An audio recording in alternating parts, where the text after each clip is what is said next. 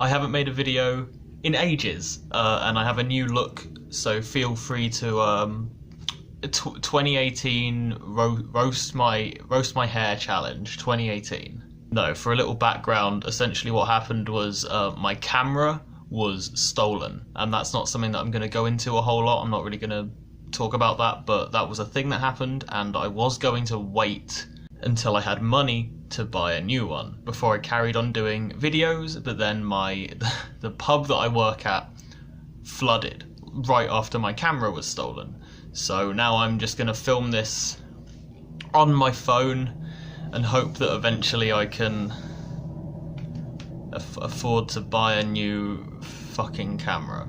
But anyway, yeah, that's what I've been up to. I have been not having a camera because someone nicked it. On the plus side, that gave me more time to watch and rewatch Star Wars: The Last Jedi, which is the film that I'm going to be reviewing. But before I do that, I am going to talk a little bit about Rey Kenobi, the video that I did a while ago, right before The Last Jedi came out. I'm gonna cover her parentage more extensively later on in the review, but I'm gonna touch on it briefly now before I get into the review. Spoilers ahead, by the way, just a warning. So the film suggests that Rey is a random, that she is nobody, that her parents were nobody. You know, she isn't directly linked to any of the significant original trilogy characters, but I don't think that rules out the possibility of her being a Kenobi, and I want to go into that a little bit and my reasons for thinking that.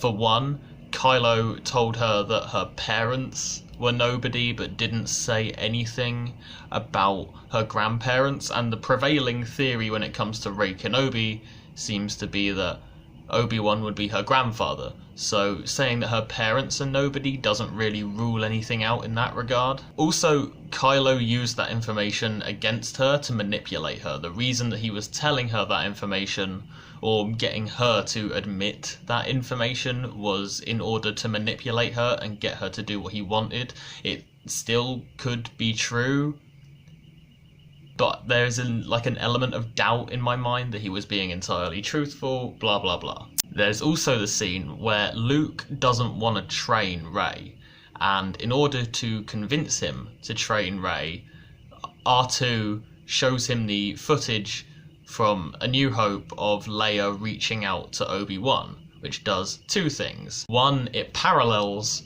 Obi-Wan and Luke with Luke and Rey, which is kind of a nice little parallel there with the whole Skywalker Kenobi thing.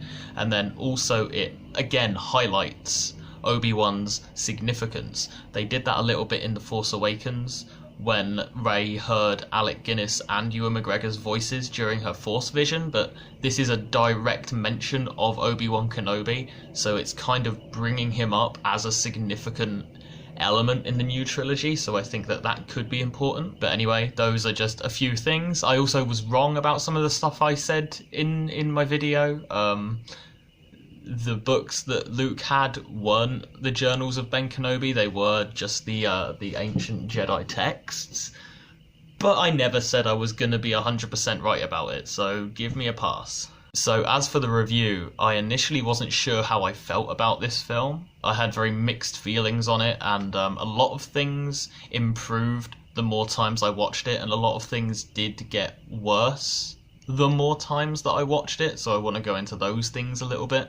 This film, I think, and this is a point of contention among Star Wars fans, but in my opinion, I think that this film was really well written. I was a little apprehensive because I knew that it was going to be written by Rian Johnson, who is the guy who wrote Looper, and even though Looper is like a really popular film that everyone seems to love and agree is really good, I really didn't like it. It was not a film that I enjoyed in the slightest, and so when I heard that this was going to be written by the guy who wrote that, I was afraid. The direction of the film is really good. The directing is very impressive because Rian Johnson is really good at being a director and really good at his job. But I was always kind of critical of like his writing, and The Last Jedi was a lot better than I expected it to be. It wasn't perfect, and there were some off lines or like cringy lines, but there was nothing that was like jarringly bad or pulled me out of the film. I thought that it was at worst passable and at best really good. So yeah, the writing was pretty good. That was a good element. The first scene wasn't something that I was a big fan of. The scene where they have to take out the cannons on the ship, they have to fly over the surface of a ship and take out all of its cannons. It was a nice little like introduction and a good first opening scene, but it felt like it was designed to be in a video game, and I'm not a fan of that in general. But I didn't hate it. It didn't feel out of place. I could overlook it very easily. It was like a nice, smooth, easy way of introducing the new film. Again, the directing was good. It was nothing groundbreaking. I don't think Rian Johnson has ever done any groundbreaking directing, but it was good, and I saw no problems with it. And it was distinctive in a good way. It had a very similar visual feel to Looper, which was something that I did like about Looper, was how it looked, and this had a very similar feel to it, and I liked that a lot because I think he's a really good director. The main problem that I had with the script was the pacing. I very much felt that the scene on Canto Bight, the whole subplot with Finn and Rose, stretched out for too long. I didn't think that that was well paced. Before I saw the film, I saw a lot of people complaining that Finn had been sidelined, so when I finally went and saw it, I was worried about that. So I was glad that he got so much screen time, but I feel like his screen time was underwritten in a lot of ways and used in the wrong places. I feel like his screen time was put in the wrong parts of the film. Lots of people I saw were saying that they should have cut down his scenes and extended the scenes with Poe or Holdo or some of the other characters, and I don't think that's accurate, because one of the things that I also thought was too short was Finn's fight with Phasma that he had towards the end of the film. So I feel like if they had taken the Canto Bight scene and shortened it, and used the time left over to extend the fight scene between Finn and Phasma, that would have worked really well. That would have been really good and would have served the script better and also fixed a lot of the pacing problems. The pacing was definitely something which became less of a problem and less irksome the more times I watched it, because obviously the first time you watch something you're taking in every little detail, and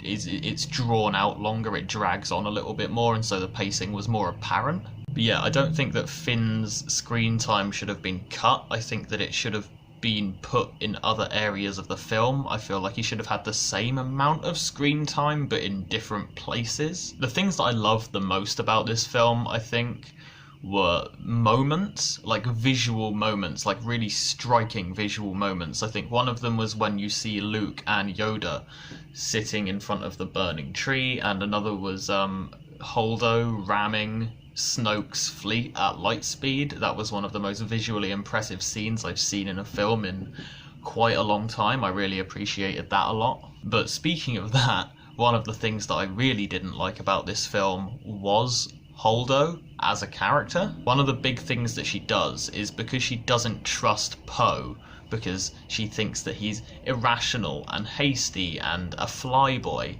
she refuses to tell him what her plan is in order to escape the First Order. She just refuses to tell him what the plan is. Apart from narratively and in terms of plot progression, apart from those things, there was no actual reason for her to do that. I also thought that a lot of the time she was unnecessarily hostile. When she called Finn a stormtrooper, that kind of rubbed me the wrong way, because the whole theme of the first film and this one are kind of how he's not a stormtrooper anymore, and that felt like a really horrible, I don't want to say horrible, but it felt like an aggressive and rude thing to say, and I just didn't like her character pretty much from that point on. So I really didn't like Holdo, and that was a shame, because I recently read Leia, Princess of Alderaan, which is a book by Claudia Gray, which I would recommend. It's a really good book, and Holdo is introduced in it. I really like her in that book.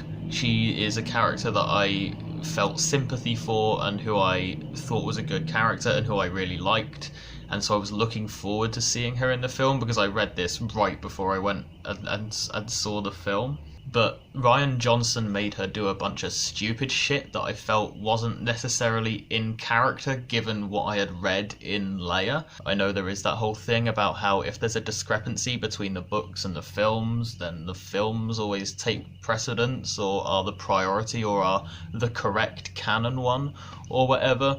And so, yeah, I guess her characterization in The Last Jedi is more true to her character than her character in the book is, but it just felt wrong and it didn't feel good and it didn't feel like he did justice to her character. I don't know, that was kind of disappointing because I was looking forward to seeing her in the film and I felt like he really used her wrong and I feel like he made her seem more like a villain than he intended to. A character that I did like a lot was Rose, played by Kelly Marie Tran, but there's not really a lot to say about her. They could have done more with her. They could have written her better. We could have done without the scene where she kissed Finn, which felt really out of place and like there had been no actual build up to it. But overall, I really liked her as a character, and I'm looking forward to seeing more of her in the next film, not Solo, the one after that, episode 9. Most of the other performances are really good as well. Yeah, something that I should say is that, I mean, even though I didn't like Holdo, her performance was really good, and Kelly Marie Tran's performance was also really good. The other actors, Domhnall Gleeson, Oscar Isaac, Mark Hamill, Carrie Fisher, everyone else also did a really good job. They're all really good at acting, and they sold it for me. They did in the last film as well, but they did in this film especially. When it comes to Daisy Ridley, Rey is a really good character, and I really like her, and I'm pleased to see where the character is progressing in this new trilogy, and I like the way that the character is going. I still don't think that Daisy Ridley is a very good actor. She's actually one of my favourite characters. I just don't think that Daisy Ridley is that good at acting. I think she's definitely improved since The Force Awakens. I think that there's a very remarkable difference in her performance between the last film and this one. I think she's definitely gaining more of a screen presence and definitely getting more confident with her acting, and I think she's definitely improving. I still think she has a long way to go, but I still really like the character, and I was okay with how she performed in this film. Adam Driver, I still think is bad at acting. I've seen him in other films as well. I saw him in... What did I see him in? I saw him in Inside Llewyn Davis, which also had Oscar Isaac in it. And I saw him in that one film with Daniel Radcliffe, and I don't think he's good at acting. I don't think that he's a good actor, and I don't understand the hype. But again, I like the direction that they're taking the character of Kylo Ren. I still think that he's an interesting and compelling villain. I still think that he's a strong character. I like that they're taking him more in the direction of, no, he can't be redeemed. He is, at every turn, very much choosing to not be redeemed. I like that they're taking that angle, and I'm looking forward to seeing where it goes. I just don't think he's good at acting. Speaking of Rey and Kylo, so something that I mentioned in my Rey Kenobi video was that a lot of people seem to think that Rey and Kylo should have a romance and end up together and with each other in a romantic and sexual capacity. Before, in that video, I said that I wasn't sure about that, and that I just felt a little wrong or a little weird to me.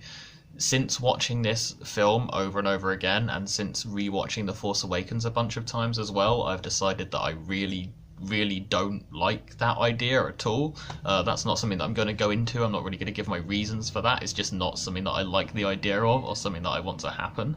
And as such, that kind of affected how I saw many of the events of this film. It almost seemed like a romantic relationship was budding between them for a lot of this film. You know, a relationship was growing between them that went far beyond their kind of hero-villain dynamic. I felt uncomfortable with a lot of their interactions, like the scene where they touched hands. I wasn't really a fan of that part. The scene where he gets her to admit that her parents were nobody and then says, "You're nobody." but not to me. It wasn't "you're nobody but not to me", it was "you're nothing but not to me", which is even better. That's an even better and more kind thing to say, right? That's a good thing that you should say to someone. Saying something along the lines of "you're nothing but not to me" is a very commonly used and easily identifiable abuse tactic and manipulation tactic, and is bad. Seeing that in a capacity where I thought that it was being played off as romance was really unsettling, and I was really glad when it turned out that it wasn't being played as romance, or at least I don't think it was. You know, in retrospect and having rewatched it, I don't think it was being played as romance, but still that idea just kind of makes me feel extremely uncomfortable. I did appreciate that Rian Johnson kind of baited us with it and then was like, no, that's not happening. I did very much appreciate the way he sort of went, oh, are they gonna get together? Are they gonna team up? Are they gonna hold hands again? No, they're not. No, they're not. And if you thought so, fuck you. I appreciated how he did that. I can also now appreciate their scenes a lot more, feeling like it wasn't being presented as romantic, feeling like it was just being presented as like a hero-villain dynamic, and feeling like it wasn't anything deeper than that, or at least not anything deeper than that that was actually gonna pay off, because they share some of the most thematically interesting and visually interesting scenes in the entire film. Like, the entire scene in Snoke's throne room is visually, I think, very, very impressive and very cool, and I really love it with a lot of my heart. And I enjoy that more now that I know that there's not really that much of a deeper than surface level meaning behind it, now that I know the intention isn't for them to end up together romantically, because initially that did kind of hinder my enjoyment of the scene, I guess. Then the reveal that Rey is apparently nobody, which is what I touched on at the beginning of the video and which I said I would be coming back to. So if you remember that, you've got a keen memory. Yes, it was revealed that she was a nobody, and I quite liked that.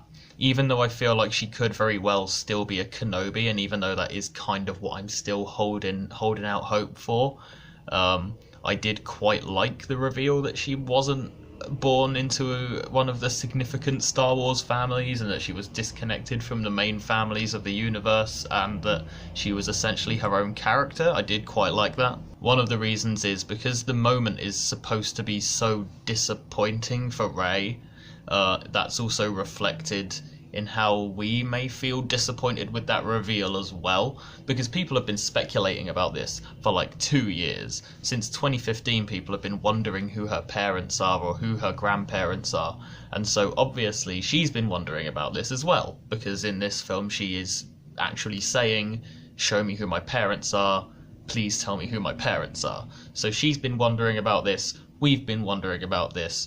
It finally dawns on her that the answer is disappointing, and so we also feel disappointed. But for me, at least, it wasn't disappointment with the writing or with the way that the story went. I wasn't disappointed with Rian Johnson for doing that. I thought it was actually a really smart move. It was more disappointment with the fact that it was kind of a letdown, it was kind of an anticlimax, and I feel like that was a very deliberate letdown, and a letdown that very successfully mirrored Rey's own disappointment. I thought it worked really well, okay? I don't understand a lot of the hate that choice has been getting, and a lot of the contention and controversy that it's been causing among Star Wars fans, especially like on Tumblr. No decision that Rian Johnson went with would have been more or less controversial than any of the other ones. Nothing that he chose was going to please everybody, and so everything that he did would have been disappointing to a huge number of people, and so he did the one that he thought would be best narratively, and it's one that personally I think was not a bad choice. I loved seeing Yoda again, and I loved that he was voiced by Frank Oz, and I loved that he was a puppet again. I have missed that. The prequels made me miss that. I loved the interactions between R2 and Luke, and Chewie and Luke. I loved watching Luke slurp milk out of a tit. I really enjoyed the backstory of Luke and Ben and how he kind of created Kylo Ren, I guess, and how that origin story played out, because it was very similar to a really good film called Rashomon. This comparison has been made already, but it's one that I really heavily picked up on even the first time I watched it. Rashomon is a film from 1950, I think. It's definitely from the 50s, but I think it might be from 1950. And essentially, there is an incident that happens, and then a bunch of different people give their accounts of it, and each of their accounts contradicts the other ones and is self-serving and makes them look like the better character. They look like they're in the right, so everyone's is very skewed, very subjective, and it's really up to you which one you think is the correct one, even though there is a very strong suggestion that one of them is the correct one. And there's one that you very much lean towards, or especially like the people that I've spoken to have said that they lean towards. It's really open to interpretation, and you can make your own mind up as to which one you think is the true one. And they did the same with The Last Jedi and with Luke's backstory with Ben. Luke gives like a very brief overview of what happened in the past that caused Ben to destroy the temple and kill all of the Padawans. And then Luke and Kylo both give far more in-depth but also far more subjective accounts of the same event, and those accounts contradict each other, and you are really left to decide which one you think is true. And I personally think that the one that Luke gave is true, the one where he had a fleeting moment of temptation to kill his nephew and then ultimately decided not to in an instant, which isn't out of character. And I'm going to put a link in the description to a post that I made explaining why that isn't out of character, because it isn't. I guess one of the main gripes that I would have with the film is that we never get to see Luke mourning Han's death. I know that footage of that was released recently as a deleted scene, and so I have got to see that, and I have got to appreciate that footage and that content for what it is, and I'm glad that I've seen it, and I'm glad that I have that now. But it should have been in the film. It should have been in the film, and we should have had time to see Luke mourning the death of one of his oldest friends. We should have had that. One of the choices that was made that I thought was really strange was the choice to not kill off Leia, because essentially what happens is the ship gets blown up, she gets sucked out into space, and in a true and powerful display of her ability to use the Force, she pulls herself back to the ship from space, and she's unconscious for a long time, and then she survives, ultimately. People have taken issue with that scene. I didn't. I thought it was really good. I thought it was really powerful. I thought it was a really nice way of showing how powerful she is in using the Force. But I was surprised that they kept it after Carrie Fisher died. Like, it was very emotional seeing her in the film, and I am glad that she didn't die, because it was really good seeing more footage of her and having more Leia content. But given that the actor died, it was strange to me that they didn't repurpose that footage that they had to kill the character, because they had enough footage already, the footage of her in space, the footage of her floating away from the ship, that it would have been a really emotional way to end that character's life and to kill the character. And I'm not saying that they should have done, it just seemed like a strange decision to keep it as it was, given that Leia is now the only member of that trio who is still alive. I don't doubt that they'll bring Luke's Force Ghost back, but it seems weird for the one cast member who is dead to be the only character out of the three to be the one who's alive. It's weird, and I'm still trying to figure out, how I feel about that, but ultimately I'm just glad that I got to see her in this film, because she was really good, and her acting was incredible. Yeah, ultimately, I had a lot of problems with this film, but a lot of those problems were kind of ironed out the more times I watched it, especially the pacing issues that I had with it. Those vanish the more times that I watch it, because the parts that drag out go by quicker, they go by more easily and more seamlessly the more times you watch it, and so I don't really have a problem with that anymore. I still don't like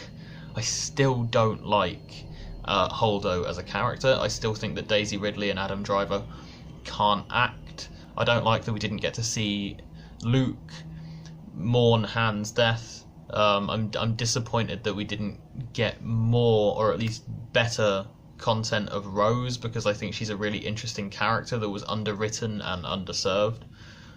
But I think that the good outweighs the bad, and this is one of my favourite Star Wars films. I think I prefer it...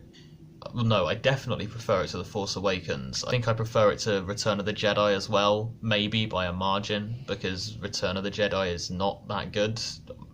Don't kill me! I don't know if I'm going to review Solo when that comes out, because I feel like it's just going to be a big disappointment, and I don't know if I'm going to have enough to say about it to make a full review. But I'll probably say something about it when it comes out. We'll see. I really hope the quality on this is fine and adequate. The lights that I've been using is I have these light boxes. I've just been using 2 of these, and the other obviously says Wonder Woman on it, so that's fun. So yeah, I would recommend watching The Last Jedi a bunch of times, watching it a lot of times. Go and see Solo if you want to, I guess, and watch Wonder Woman.